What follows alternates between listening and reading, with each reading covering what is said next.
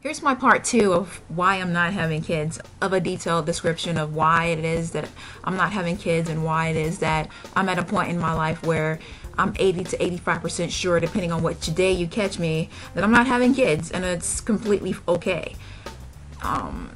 So as I worked with kids from the time that I was 18, like seriously got to the chance to work with kids and not just babysit, until like right now, to my present age, I saw that kids took so much responsibility and a lot of work, and you have to sit down with them and you have to teach them. You're their teacher as a parent. You're going to teach them things like how to be honest and a reliable, good-hearted, natured soul that's going to be a benefit to this world.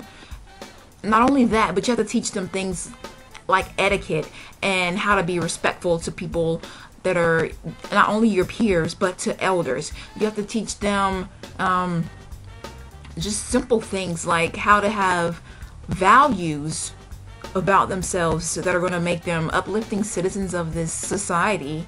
You know, not going to be like negative. Basically, they're going to be like an asset to the society instead of like a murderer or stealer or killer, you know, that type of person. You got to teach them about life. You have to teach them that about people and what's going to happen to them if they, you know, go off a certain path or they stray somewhere where you don't want them to go, even though you raised them right, quote unquote. So with all of that, you have to, you're basically, you're the direct teacher of the kids.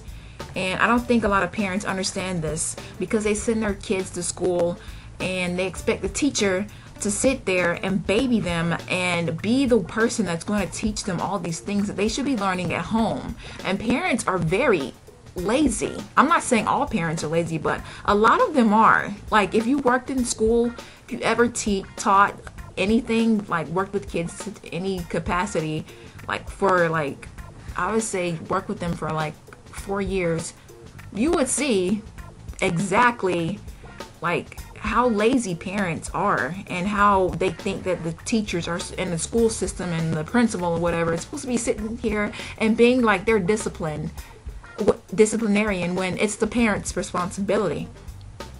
So that's one thing, okay? You have, being a parent is a full-time job.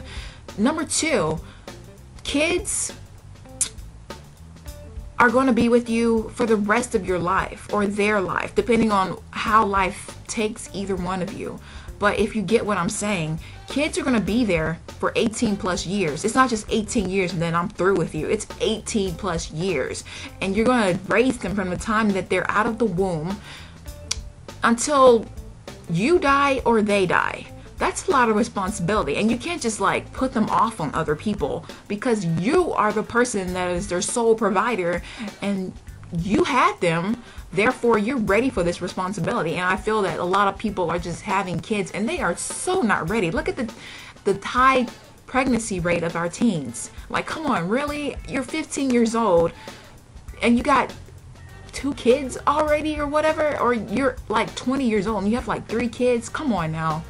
You're 20 years old, you want to be out there, you want to be experiencing life, and you can't do that with freaking 3 babies on your hips. Like, come on, let's be serious.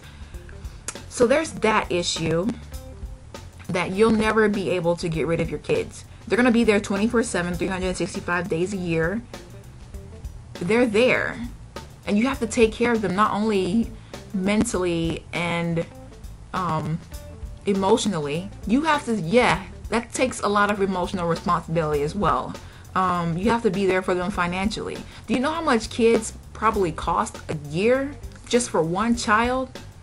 I think I read somewhere that it was upwards of maybe about 20 grand for like one kid a year. So you got to be really financially stable to take care of these kids. And at the point of my life where I see how much responsibility that kids take, like really sitting down and not just being like, oh, look at them, they're so cute and cuddly. They are cute and cuddly, don't get me wrong, but it's one thing to be like taking care of somebody else's child, because you always know at the end of the day they're not going to go home with you unless you're keeping them for like a week or so, or you're like going to take care of them for like a month, like if you're a grandparent sort of deal and your kids have grandkids but you guys live in different states, so you might want to take the summertime and spend time with them for a month. Then you know that's fine. But guess what, at the end of the month, who are those kids going to? Right, they're going back to their parents. You're never going to get rid of them, ever, ever, ever, ever. So the more I thought about this, the more I realized that I want to have fun with my life. I want to have a partner, whether it's a man or woman, which is looking like woman now.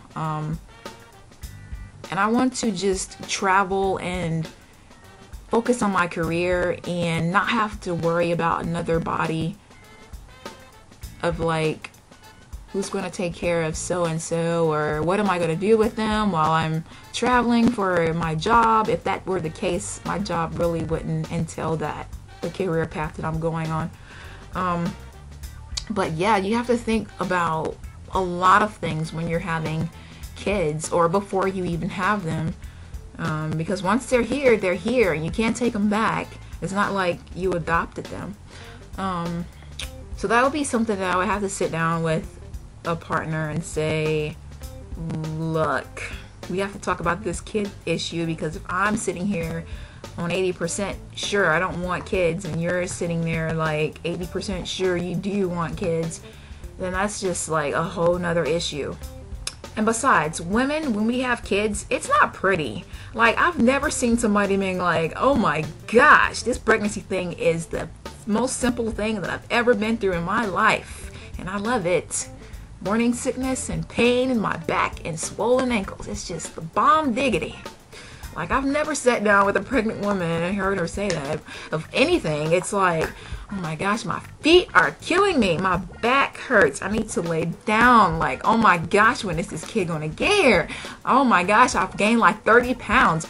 And then you see these shows on TV where they actually take you into the maternity ward, and you're sitting there looking at these girls and these women and how much pain they're in, and it's just like probably a cramp, the worst cramp you've ever had in your life times 30. I don't think so. And then it has to go through this, oh no, and the kid's probably like this big going through a hole that's like this, and it's like the circumference like dilates, but still like, oh, it's not even like anything that is appealing to me, like for that standpoint physically. And then just having to take care of them. But I do have a soft heart. I'm not going to sit here and entirely say that I wouldn't have children.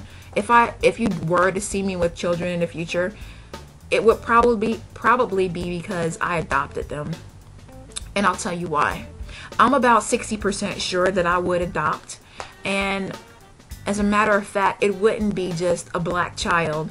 I am black, but I feel that every child deserves a chance, and I'm very, very, if anybody knows me, they know that how like really dominant I am about getting diversity, especially when it comes to cultural diversity. So I would probably have like my own United Nations going on in my house if I were to adopt, which is like 60% sure, because you have so many kids in the system that need a parent and somebody to look up to, and somebody to sit there and take care of them and show them that they can be loved.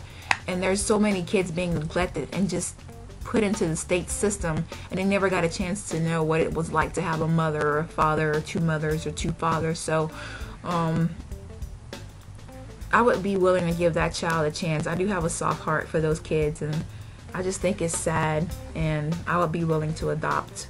As long as they're little, you know, they don't have to be an infant, but I wouldn't really want to adopt them over 8 years old. So adopt a little Asian, a little Hispanic, a little Russian, just have our own United Nations, and I think that'll be good for like a gay couple. But doing 10 minutes, and I probably haven't said as much as I wanted to, but 10 minutes, it's good enough. Like, you pretty much got my gist, and I'll be talking to you guys later about something else. I'm getting back into YouTube, trying to.